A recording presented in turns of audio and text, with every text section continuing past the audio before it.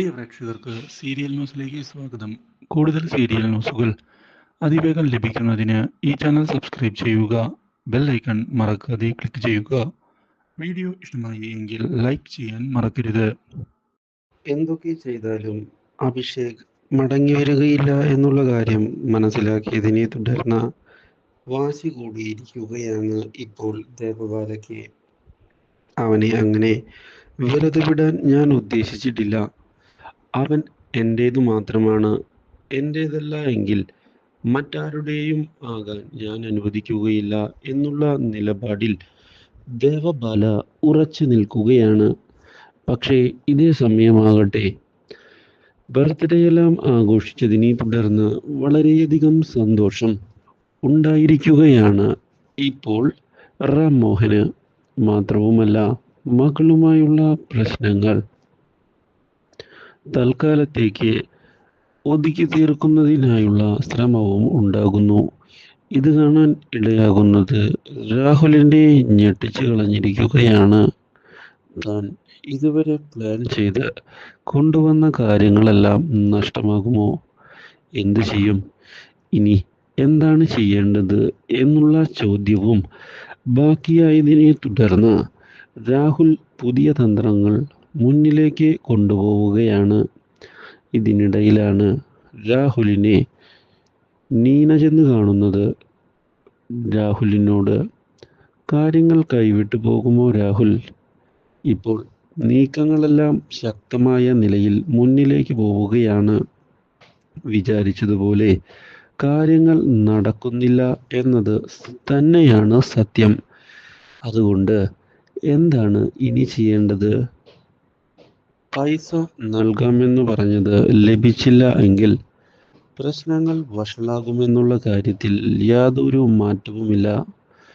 അമ്മ അതൊന്നും വിട്ടുകളയാൻ തയ്യാറാകാതെയാണ് ഇപ്പോൾ മുന്നോട്ട് പോകുന്നത് എന്നുള്ള കാര്യം അറിയാമല്ലോ. വെറുതെ പ്രശ്നങ്ങൾ ഉണ്ടാക്കേണ്ട. ഇത് കേട്ടതിനെ തുടർന്ന് ഒരു പ്രശ്നവും ഉണ്ടാകില്ല. കൃത്യമായ പ്ലാനിങ്ങിലൂടെയാണ് ഞാനിപ്പോൾ കാര്യങ്ങൾ കൊണ്ടുപോകുന്നത്. ആ ഇഷയെ റാം മോഹൻ വെറുത്തു കഴിഞ്ഞു. അതുകൊണ്ട് തന്നെ ഇനി എൻ്റെ പേരിലേക്ക് കാര്യങ്ങൾ മാറ്റണം. അതിനായി അധിക സമയം ഇനി വേണ്ടി വരില്ല എന്നതാണ് സത്യം. ഞാൻ അതിനു വേണ്ടി കാത്തിരിക്കുകയാണ്. ഒരിക്കലും ഇനി നിരാശപ്പെടേണ്ടി വരില്ല. പക്ഷേ ഇതേ തുടർന്നുള്ള വഴിത്തിരിവുകൾ പുതിയ മാറ്റങ്ങൾ ഉണ്ടാക്കുകയാണ്. റാം മോഹൻ തൻ്റെ മകളെ വിശ്വസിച്ചുകൊണ്ട് വീണ്ടും മുന്നിലേക്ക് പോവുകയാണ്. ഇതോടെ ആകെ ഞെട്ടിപ്പോവുകയാണ് ഇപ്പോൾ രാഹുൽ. താൻ ഇതുവരെ ഉണ്ടാക്കി കൊണ്ടുവന്ന കാര്യങ്ങളെല്ലാം നഷ്ടമാകുമോ? അത് കണ്ടു നിൽക്കാൻ തനിക്ക് സാധിക്കുകയില്ല. കാരണം ഒരുപാട് പൈസയുടെ ആവശ്യമുണ്ട്. അതെല്ലാം കൊടുത്തു തീർക്കേണ്ടതാണ്. അതിന് സാധിച്ചില്ല എങ്കിൽ പ്രശ്നങ്ങൾ വഷളാകുമെന്ന് ഉറപ്പിക്കുകയും ചെയ്തിരിക്കുകയാണ്. ഇതോടെ ഇനി റാം മോഹനെ ഇല്ലാതാക്കുകയാണ് വേണ്ടത് എന്നുള്ള നിലപാടിൽ എത്തിച്ചേർന്നിരിക്കുകയാണ് ഇപ്പോൾ. പക്ഷേ ഇതേ സമയം പുതിയൊരു വഴിത്തിരിവ് ഉണ്ടാവുകയാണ്.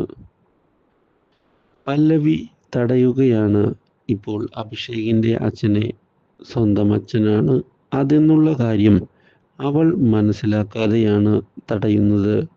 എന്തിനാണ് വന്നത് എന്ന് ചോദിച്ചതിനെ തുടർന്ന് പല്ലവിയുടെ അച്ഛനെ കാണാനാണ് ഞാനിപ്പോൾ വന്നത്.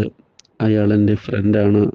കുറച്ച് കാര്യങ്ങൾ എനിക്ക് അയാളോട് സംസാരിക്കാനുണ്ട്. നിങ്ങൾ ഇപ്പോൾ പോകണം. ഇവിടെ ആരുമില്ല. എൻ്റെ അച്ഛനും അമ്മയും പുറത്തു പോയിരിക്കുകയാണ്.